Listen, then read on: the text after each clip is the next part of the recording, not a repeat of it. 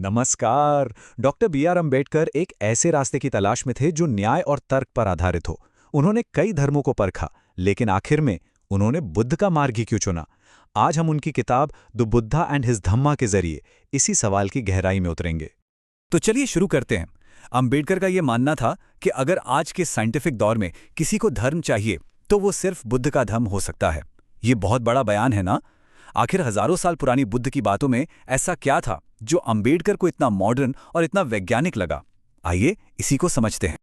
और यही सवाल इस पूरी सोच के दिल में है।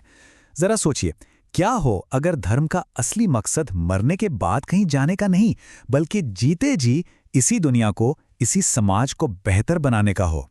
बस इसी एक विचार ने सब कुछ बदल दिया। देखिए, अंबेडकर के लिए बुद्ध का धर्म कोई पूजा पाठ या देवी देवताओं का धर्म नहीं था। बिल्कुल नहीं। ये तो एक प्रैक्टिकल, एक नैतिक रास्ता था जो इंसान के दुखों और समाज में फैले अन्याय को खत्म करने के लिए था। ये इसी दुनिया के लिए एक तरह की गाइड बुक थी। इस बात को समझने का सबसे अच्छा तरीका है एक डॉक्टर की मिसाल से सोचना। बुद्ध एक ऐसे महान डॉक्टर की तरह थे जिन्होंने दुनिया की बीमारी को पहचाना। उन्होंने देखा कि दुनिया दुख से बीमार है, और फिर उस बीमारी को ठीक करने के लिए उन्होंने एक नुस्खा लिखा, और वही नुस्खा है धम्म। उनका पूरा ध्यान इसी जीवन की समस्याओं को सुलझाने पर था, न कि मरने के बाद के किसी वादे पर। तो ठीक है, डॉक्टर ने बीमारी तो पहचान ली, पर यह बीमारी थी क्या? अंबेडकर ने अपने समय के समाज और धर्म में कई ऐसी बड़ी समस्याओं को देखा जिन्हें बुद्ध की शिक्षाओं ने सीधी चुनौती दी।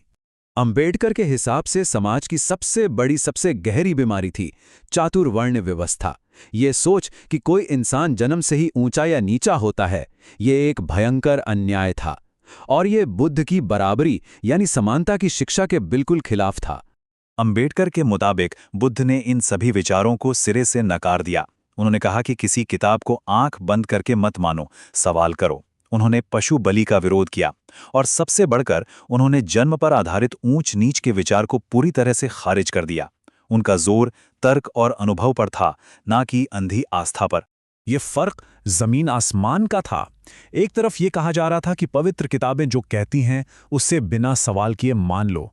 दूसरी तरफ बुद्ध कह रहे थे कि अपनी बुद्धि, अपने तर्क और अपने अनुभव को कसौटी बनाओ।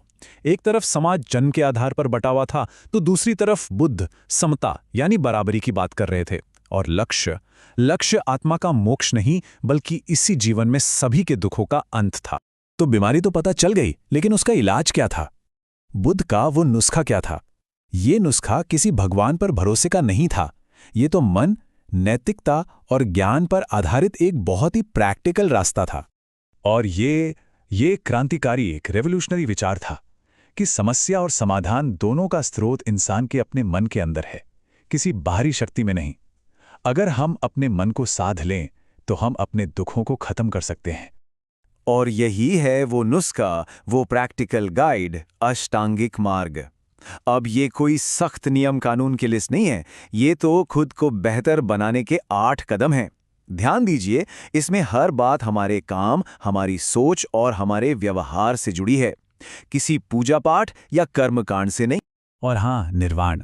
अंबेडकर के लिए निर्वाण का मतलब कोई जन्नत या स्वर्ग जैसी जगह नहीं था। बिल्कुल नहीं। ये तो मन की एक अवस्था है, एक स्टेट ऑफ माइंड, जिसे इसी जीवन में पाया जा सकता है। ये मन के अंदर की लालच, नफरत और नासमझी की आग को बुझा देने जैसा है, जिससे मन में शांति और स्पष्टता आ जाती है। लेकिन एक बड़ा सवाल उठता है, क्या ये सब सिर्फ साधुओं और भिक्षुओं के लिए था, या फिर एक आम इंसान भी इसे अपनी रोजमर्रा की जिंदगी में अपना सकता था, चाहे वो कोई भी हो, कोई भी काम करता हो? ये बहुत ही प्रैक्टिकल सवाल है, जो उस जमाने में भी पूछा गया और आज भी हम सब पूछते हैं। क्या एक बेहतर इंसान बनने के लिए दुनिया को छोड़ना जरूरी है? बुद्ध का जवाब था नहीं, बिल्कुल नहीं। असली लक्ष्य घर या पैसा छोड़ना नहीं है, बल्कि अपने मन से स्वार्थ और नफरत को निकालना है। आप एक व्यापारी हो, एक किसान हो या एक राजा, आप धम्म के रास्ते पर चल सकते हैं। असली बदलाव बाहर नहीं, अंदर होना है। और यही बुद्ध के संदेश की सबसे क्रांतिकारी बात थी, सबके लिए समानता। उनके दरवाजे सबके लिए खुले थे, राजा और रंक, पुरुष और स्त्री और समाज की हर जाति के लोग, सभी का उनके संघ में स्वागत था। ये उस समय की सामाजिक व्यवस्था पर एक सीधी चोट थी। तो अंबेडकर के इस विश्लेषण से हम अपनी जिंदगी के लिए क्या मुख्य सबक सीख सकते हैं? चलिए कुछ सबसे जरूरी बातों को संक्षेप में दोहराते हैं।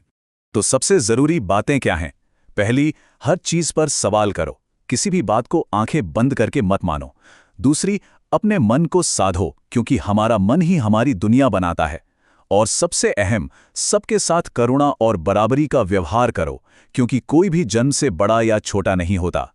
याद रखिए, धम्म का लक्ष्य इसी दुनिया में, यहीं और अभी, दुखों को कम करना है।